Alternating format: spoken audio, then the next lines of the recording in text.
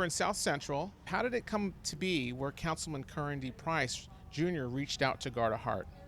Well, I think he saw the testing going on in Baldwin Hills in the mall and became interested in it because he's very dedicated to testing. They've already done 100,000 of the swab tests in District 9, and he wanted to get the antibody test to get a better handle on how many people were actually infected. As you know, the swab test is only for symptomatic people.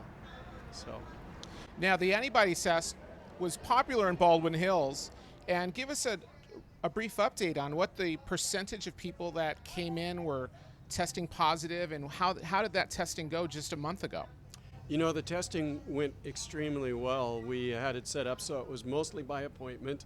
We did allow walk-ins so we could maintain social distancing and protect the people coming in. We got them in and out of there. And what was interesting is the overall positivity rate was around 11%. Males were 12%, females were 10%. When you combine them, it's about 11%. But the biggest surprise in that group was the 18 and younger. The infection rate in that group was around 19%, significantly higher than the other groups. And the next closest group was Hispanic and Native Hawaiians and Native Americans. And so I think what that says, and this is the value of the antibody test, is those people coming in for the test in Baldwin Hills are asymptomatic. So in other words, the antibody test is not for people with symptoms. The swab test is. And the antibody test is detecting your body's response to the virus, the immune response, whereas the swab test is detecting actual virus in your system. And what was important about it is, since about 40 to 60% of people are asymptomatic, you don't really know what the true infection rate is by only testing symptomatic people.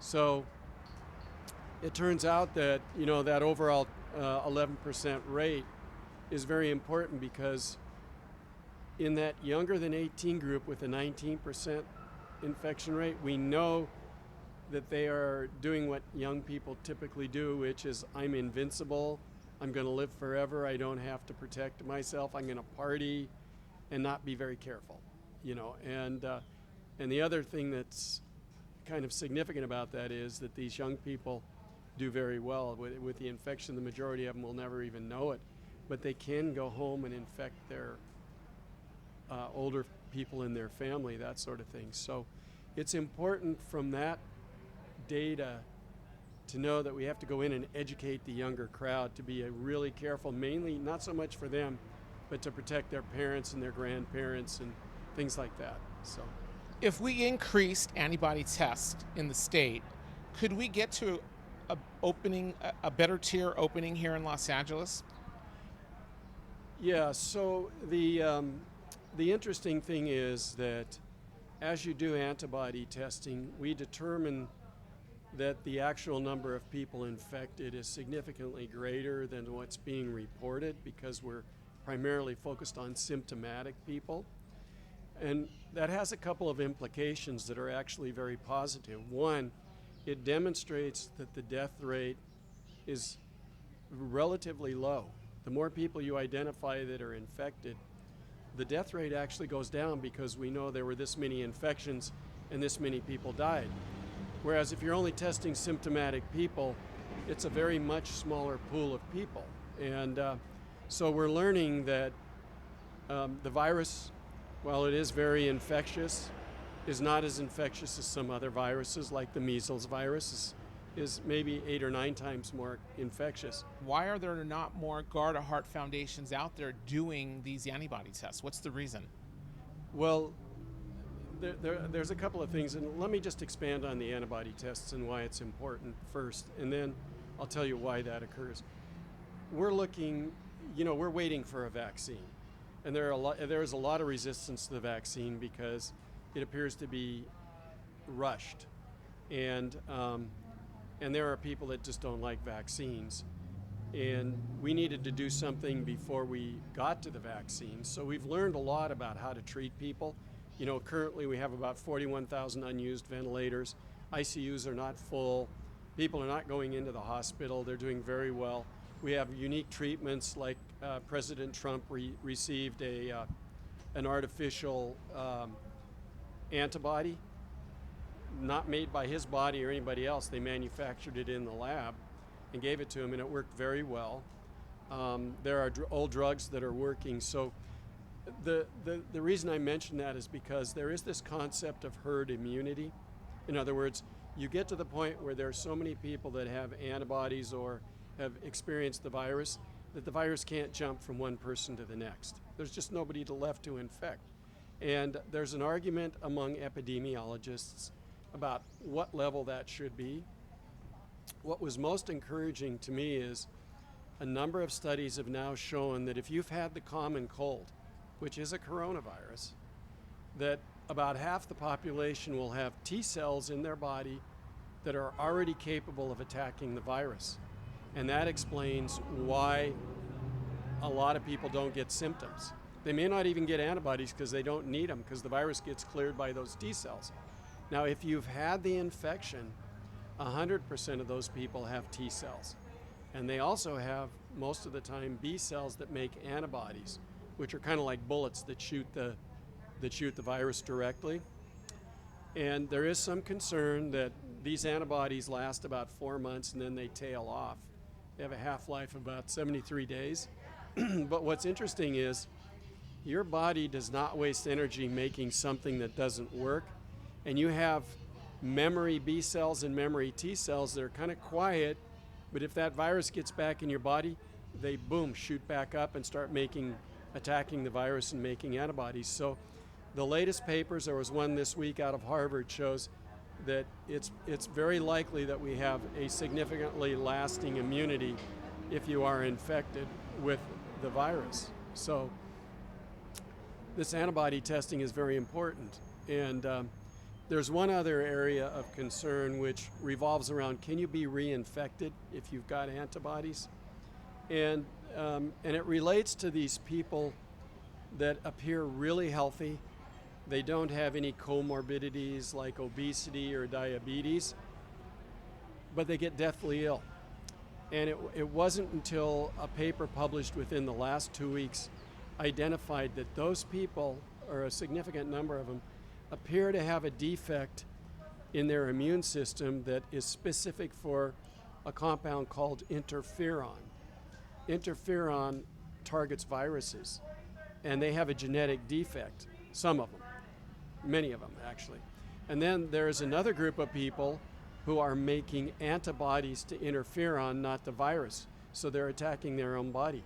These are people who could potentially be reinfected because of that. And these are people who will get much sicker than the general population, even though they appear for all practical purposes to be healthy. So the majority of people have a very competent immune system and they'll respond appropriately. Very interesting. Tell me what your thoughts are on a second wave and what New York is going through right now and shutting schools down after they just opened, and Governor Cuomo is on the mat of what are we going to do next. But in the flip side, California looks like we're doing much better here and getting better. Yeah, it's perplexing. I think that it revolves around concentrations of people and the general health of the population that we're talking about. Californians tend to be outdoors. We have beautiful weather like this most of the year. It's a little warmer. The virus doesn't survive as well here. Maybe not as humid as New York at certain times. Our population in LA is concentrated, but for the most part, you go to Orange County and other places, people spread out. They're out, they're not in buildings a lot. In New York, it's a very tight area. You're in buildings or in cars or in taxis. And I think one of the things we definitely know is the longer you're exposed to the virus, the more likely you are to get it.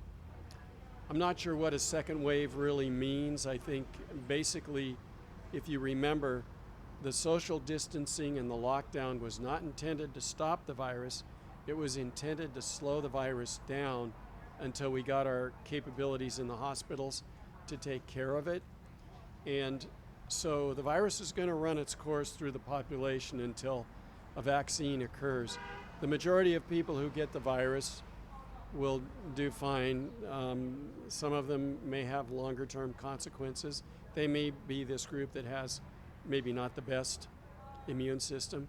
We know that people with comorbidities like diabetes, like cancer, like heart disease, they're more susceptible to the virus, and there's a good reason for that.